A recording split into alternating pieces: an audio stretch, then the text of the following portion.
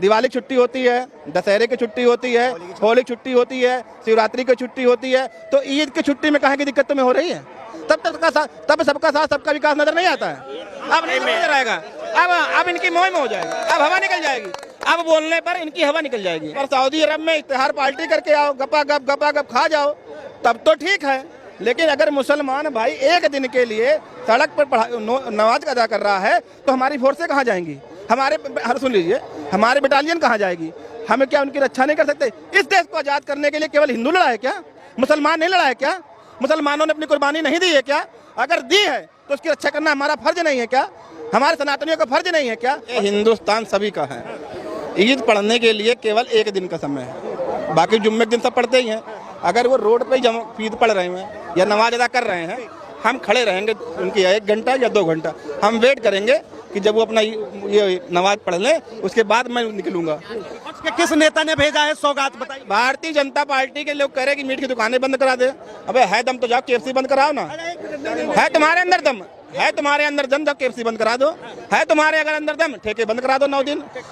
Challenge कर रहा हूँ, बंद कराओ 9 दिन के लिए, तुम्हें 10 दिन के लिए ठेके। है तुम्हारी हिम्मत, लेकिन बोल नहीं पाओगे। बीजेपी के एक और नेता है, उन्होंने तो हद पार कर दी। अब वो कह रहे हैं कि भाई जिसको जो है नमाज पढ़ना है वो कब्रिस्तान में चले जाए अगर जमीन कम पड़ रही है। देखो ये मेरे को अभी पता नहीं किसने कह दिया ये चीजें, गलत बातें हैं ये, जो भी ये बेफालतू की बातें हैं। ये समाज में वोट किसको दोगे? वोट किसको दोगे? दिल्ली में हो गए 5 साल के बाद सोचना किसको दोगे? अगर किसको दोगे बताओ, साल के बाद दोगे किसको वोट? वोट किसको दोगे? कुछ नहीं पता। समझदारी देखा, हवा निकल जाएगी। मैंने क्या कहा? हवा हमसे पूछो, हम तो कहते हैं अभी दे दें कांग्रेस को वोट, हम तो अभी कह रहे हैं, लेकिन तुम्हें हवा निकल जाएगी बोलने में ना, इनकी बोलने की हवा निकल जाएगी। मैं कह रहा हूँ आज भारतीय जनता पार्टी अगर लड़ा रही है तो खुलेआम लड़ो ना।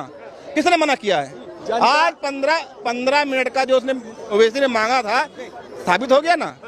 वक्त वोट के संशोधन के लिए बिल ला रहा था, सभी मुस्लिम इकट्ठा हो गए, हवा निकल गई, किट बांटने लगे, कपड़े बांटने लगे, काजू बादाम बांटने लगे। क्यों बांटने लगे भाई? किस मुसलमान ने तुमसे कहा कि हमें दीजिए? वो तो उसने साफ बोला है कि हमें नहीं, आप मुझे मुबारकबाद मत दीजिए, वो तो साफ बोलता है। आपने 3 तलाक लाया, उसका विरोध उसने किया। कहा था ना कि हमारे बचपन में जो है मेरे घर पे सेवैया आती थी, खीर आती थी और हम खाते थे। तो आज कैसे भी, आज ये 11 साल में अब आने लगी है। 11 साल के बाद पहली बार ईद आई है क्या? बता दीजिए, पहली बार आई है। तो किस नेता ने भेजा है सौगात बताइए? भारतीय जनता पार्टी के लोग कह रहे हैं कि मीट की दुकानें बंद करा दे। अबे है दम तो जाओ KFC बंद कराओ ना। है तुम्हारे अंदर दम, है तुम्हारे अंदर दम, जाओ KFC बंद करा दो। है तुम्हारे अगर अंदर दम, ठेके बंद करा दो 9 दिन। हमारी काटना नहीं ना बीप करना। चैलेंज कर रहा हूँ, बंद करा 9 दिन के लिए, तुम्हें 10 दिन के लिए ठेके। है तुम्हारी हिम्मत, लेकिन बोल नहीं पाओगे। अभी आता हूँ कि कह रहे हैं कि भाई मीट की दुकान बंद करवा रहे हो, ठेके भी साथ में बंद करवा। देखो मीट की दुकान कोई सेंट्रल गवर्नमेंट या दिल्ली गवर्नमेंट बंद नहीं करवा रही। एक विधायक अपना दिमाग का चला, जो उन्हें चुनाव के टाइम वादा किया था बंद करवाए, उसको जो जिसकी दुकान बंद करेगा उसको नुकसान भी वही भरे, हम वही भी भरे।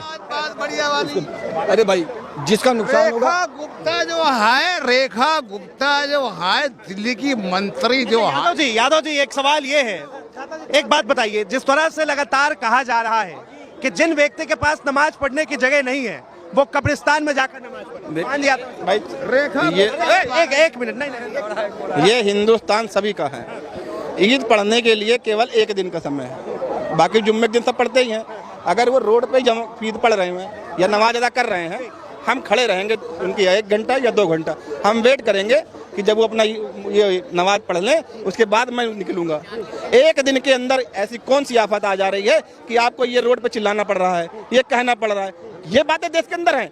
आप प्रधानमंत्री भारतीय जनता पार्टी इस नीति पर आई थी क्या? इस गारंटी पर आई थी? प्रधानमंत्री जो आए थे, महंगाई, भ्रष्टाचार और आपके न खाऊंगा न खाने दूंगा, इस बातें से आप आए थे ना, इस बातें से आए थे। ये बोलकर आप आए थे कि मैं आपको एक किट दूंगा।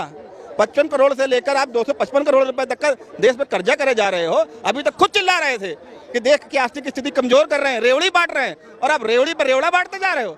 सनातनियों को धोखा देते जा रहे हो। 2500 का वादा करके 2500 नहीं दिए, सिलेंडर का वादा करके सिलेंडर नहीं दिए, और आप मुसलमान भाइयों तो मांगा भी नहीं तुमसे। हमारे देश का संविधान जो है सारे धर्मों को मानने की बात करता है, फिर एक धर्म को लेकर बार बार उसे जलील करना, ये किस हद तक सही है? बिहार में एक गायिका है, कलाकार हैं, वो गाना गाने गई, तो गाना गा रही थी, रघुपति राघव राजा राम पतित पतावन सीताराम, ईश्वर अल्लाह तेरो नाम। आज मैं उन नेताओं से पूछना चाहता हूं बिहार के कि उस गायिका ने जब बोला ईश्वर अल्लाह तेरो नाम, तो उसको मंच से उतार दिया गया था, मंच से उतार दिया गया था बिहार के अंदर।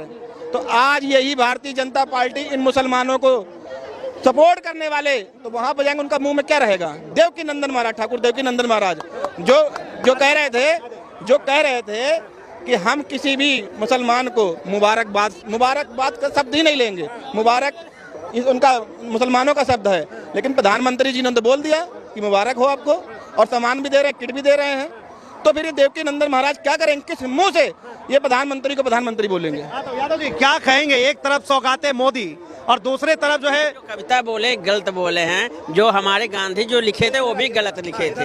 अच्छा बताइए, ईश्वर अल्लाह कैसे एक हो सकता है, ये बताइए हमें। हाँ, आप दिमाग ईश्वर क्या कहता है? सभी जीवों पे दया करिए, सत्य बोलिए, उसके बाद से क्षमा त्याग करुणा की बात करते हैं, और इनमें नहीं ऐसी कोई। अल्लाह क्या कहते हैं? अब देख लीजिए, आपके सामने कुर्बानी दी जाएगी, खाई जाएगी, बताइए जीव हत्या हो रहा है कि नहीं हो रहा है? कलकत्ता में काली देवी का मंदिर है, काली माता का मंदिर है कि नहीं? बताओ, कुर्बानी चढ़ती कि नहीं चढ़ती है? नहीं, काली माता जो कुर्बानी चढ़ी वो सनातन धर्म के खिलाफ है।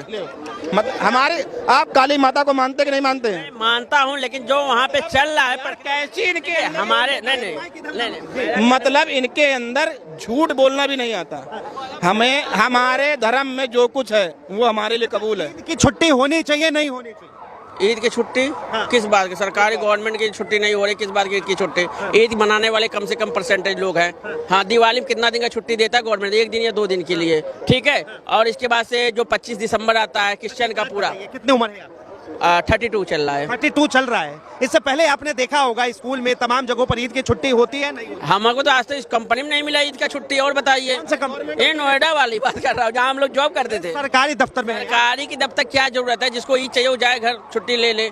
सबको देख क्या करना है बताइए? हाँ, कहने कि भाई सबको लेके क्या करना है? इनको बता। तो भाई आज इनसे मैं ये पूछना चाहता हूँ, अगर सबके लेकर नहीं चलना है तो सबका साथ सबका विकास का नारा झूठा था कि नहीं झूठा था? सबका साथ सबका विकास का नारा सत्य है। मोदी जी कभी भी किसी के खिलाफ नहीं हुए। क्या बात है भाई? दाल आटा आलू प्याज महसूस सबको बराबर दिया जा रहा है, किसी को कम नहीं दिया गया। ठीक है, अगर सबको साथ दिया जाता है। अरे सुन तो लो, दिवाली की छुट्टी होती है, दशहरे की छुट्टी होती है, होली की छुट्टी होती है, शिवरात्रि की छुट्टी होती है, तो ईद की छुट्टी में कहाँ की दिक्कत तुम्हें हो रही है? तब सबका साथ सबका विकास नजर नहीं आता है। अब नहीं नजर आएगा। अब इनकी मोह में हो जाएगी, अब हवा निकल जाएगी, अब बोलने पर इनकी हवा निकल जाएगी। ईद की जो छुट्टी कर रहे हैं ओ भाई मुसलमान को कर दीजिए, बात खत्म। बाकी लोग का क्यों करना छुट्टी? हाँ, सरकारी दफ्तर खाली पड़ जाएंगे, कौन काम करेगा? किस बात का उनको पेमेंट दिया जाता है? कितने % मुसलमान है देश में? 33%। और कितने गवर्नमेंट अप्लाई है? कौन से? कितने % गवर्नमेंट अप्लाई है मुसलमान? बहुत कम है। अगर वो एक ही है तो एक चले जाएंगे तो बैंक बंद हो जाएगा। मैं लॉजिक देते देखिए, इनकी बात इनके मतलब दिमाग में ऐसा भर दिया गया है। आज 33% मुसलमान हैं, जिसमें 2 या 1.5% जो अप्लाई हैं, गवर्नमेंट अप्लाई हैं 2 या 1.5%।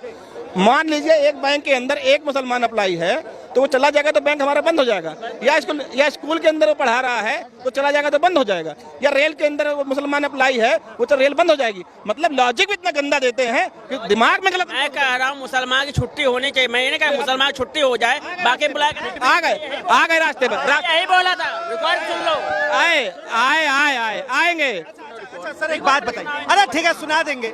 एक बात बताइए, कहा गया है कि जिनके पास नमाज पढ़ने की जगह नहीं है वो कब्रिस्तान में जाकर नमाज पढ़े। क्या मस्जिद कम पड़ गया भारत के अंदर? हाँ, वही पूछ रहे हैं। मस्जिद के अंदर सड़क पर जो नमाज पढ़ना चाहते हैं, जिनके पास जगह नहीं है, वो कब्रिस्तान में जाकर। मैं कह रहा हूँ कब्रिस्तान में क्यों, मस्जिद कम पड़ गई है? इस तरह की बयानबाजी होनी चाहिए भाई। अगर सड़क पे हमारे मोदी जी इतने अच्छे, सभी के बारे में अच्छा सोच रहे, गलत नहीं सोचे। रोड पे आप नमाज पढ़ोगे, भाई देखो कोई गाड़ी ब्रेक फेल होगा, कुछ भी चढ़ा चला जाएगा, 10-20 लोग मर गए, कौन जिम्मेदारी लेगा? कौन जिम्मेदारी लेगा? फिर मैं कहूँगा कि हम जब 33 करोड़ का रक्षा नहीं कर सकते हैं तो विश्व गुरु कैसे बन गए?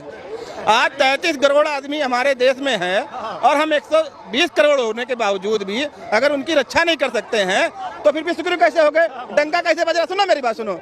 और तुम जाके वहाँ पर सऊदी अरब में इत्तिहार पार्टी करके आओ, गपा गप खा जाओ, तब तो ठीक है। लेकिन अगर मुसलमान भाई एक दिन के लिए सड़क पर नमाज अदा कर रहा है तो हमारी फोर्सें कहाँ जाएंगी? सुन लीजिए, हमारी बटालियन कहाँ जाएगी? हमें क्या उनकी रक्षा नहीं कर सकते? इस देश को आज़ाद करने के लिए केवल हिंदू लड़ा है क्या? मुसलमान नहीं लड़ा है क्या? मुसलमानों ने अपनी कुर्बानी नहीं दी है क्या? अगर दी है तो उसकी रक्षा करना हमारा फर्ज नहीं है क्या? हमारे सनातनियों का फर्ज नहीं है क्या? और मैं आपके साथ खड़ा हूँ, लेकिन झूठे वादे करके इसे ना भूल जाओ।